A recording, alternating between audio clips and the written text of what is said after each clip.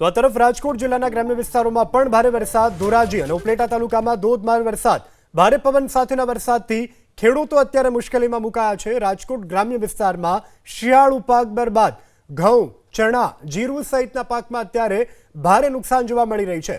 4 મહિનાની મહેનત બાદ ખેડૂતોએ પોતાના ખેતરમાં જ્યારે કાપણી કરવાનો સમય આવ્યો ત્યારે એકાએક આકાશમાંથી વરસેલા બરબાદીના વરસાદે ખેડૂતોના 4 મહિનાની જે મહેનત છે તેના પર પાણી ફેરવી દીધું છે અને હાલ ખેડૂતોના મોંમાં આવેલો કોળિયો છીનવાયો હોય તે પ્રકારની પરિસ્થિતિનું નિર્માણ તેજ આંધી સાથે પવન ફૂંકાયો અને ત્યારબાદ વરસાદ આવ્યો છે। સંવાદદાતા નિલેશ મારું ફોન લાઈનથી જોડાયા છે। નિલેશ, શું સ્થિતિ છે ગ્રામ્ય વિસ્તારોમાં? હાલ વરસાદ શરૂ છે, શું વધુ વિગતો?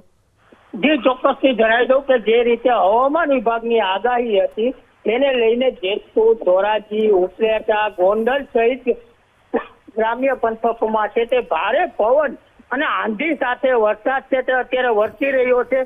ત્યારે જેતપુરમાં તો એટલો તોફાની પવન ફૂંકાયો હતો કે લોકોને છે તે ભયમાં મુકાઈ ગયા હતા। તેવો તોફાની પવન ફૂંકાયો હતો અને ભારે વરસાદને કારણે છે તે બેનર, વૃક્ષ સહિત અનેક ફરે છે તે ધરાશયી થઈ ગયા છે। ત્યારે કહી શકાય કે જે રીતે આ કમોસમી વરસાદ જે અત્યારે ભારે પવન સાથે કમોસમી વરસાદ છે તે જેતપુરમાં છે તે ચાલી રહ્યો છે। ત્યારે કહી શકાય કે જે રીતે આ કમોસમી વરસાદને કારણે ખેડૂતોના જે ઊભા પાક અત્યારે ઘઉં, ધાણા, જીરું, સોયાબીન સહિતના પાકને છે તે નુકસાનની ભીતિ છે, પરંતુ અત્યારે હાલમાં જે રીતે આ પવન ફૂંકાયો છે તે કેટલી નુકસાની સહન કરશે તે જોવાનું રહ્યું।